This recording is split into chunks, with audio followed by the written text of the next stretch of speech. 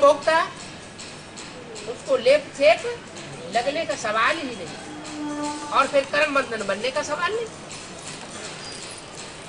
कर्म बंधन किसका बनता है? कर्म बंधन उनका बनता है जिनको अटैचमेंट पैदा होता है।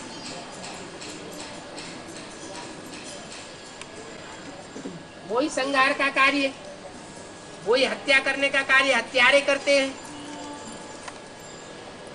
डकैती डालते हैं और घरों में जाकर के हत्याएं भी कर देते हैं, उनका पाप बन जाता है।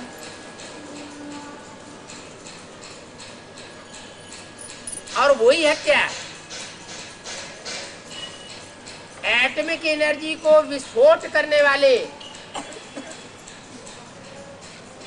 एटम बम फोड़ने वाली करते हैं, और कराता है उनमें प्रवेश करके, कोई प्रेरणा देकर कराता है।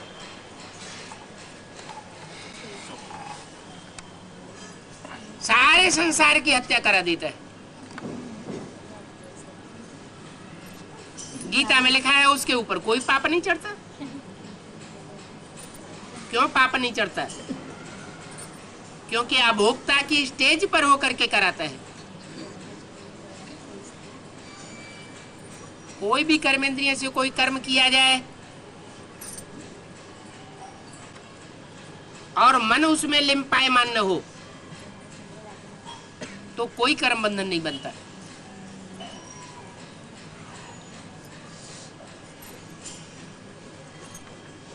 महबूब अपनी महबूबा को याद करता है, कारखाने में काम करता है, आंखें खुली हुई होती हैं, कोई आता है कोई जाता है, उसे दिखाई नहीं पड़ता।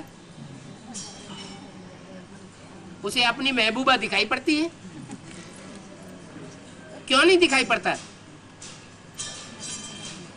क्यों? उसको उसका मन दूसरी जगह लगा हुआ था, इसलिए आंखें खुले हुए होते हुए भी वो अपने विषय को ग्रहण नहीं करता। तो ऐसे ही सभी इंद्रियों का यही नियम है। जो इंद्रियां अनासक्त हो जाती है उनको पाप नहीं लगता। इसलिए बाप कहते हैं मेरे को याद करने की प्रैक्टिस करो, मैं अभोक्ता हूं। जैसे को याद करेंगे वैसे ही बन जाएंगे। चोर को याद करेंगे तो चोर बन जाएंगे, साहूकार को याद करेंगे तो साहूकारी के गुण आ जाएंगे, विद्वान आचार्य को याद करेंगे तो विद्वता के गुण आ जाएंगे, भगवान बाप अभोक्ता को याद करेंगे तो अभोक्ता के लक्षण आ जाएंगे।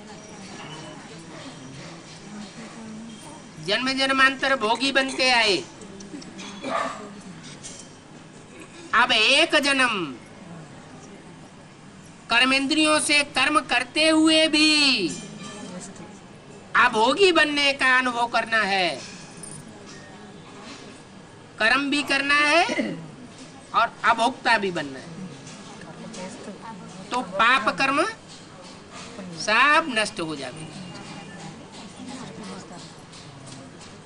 योगाग्नि है, इस योगाग्नि में पूर्व जन्म के सब पाप भस्म होने वाले हैं और नए बनेंगे भी नहीं। क्यों नहीं बनेंगे? क्योंकि ऐसी प्रैक्टिस कर ली। कैसी प्रैक्टिस? ऐसे बाप को याद करने की प्रैक्टिस पक्की कर ली है जो बाप अभोक्ता है। वो अभोक्ता भोगी में आता है। ये षष्ठी रूपी वृक्ष है। इस वृक्ष में 100% भोगी बैठा हुआ है और 100% अभोक्ता बैठा हुआ है। वृक्ष एक ही है।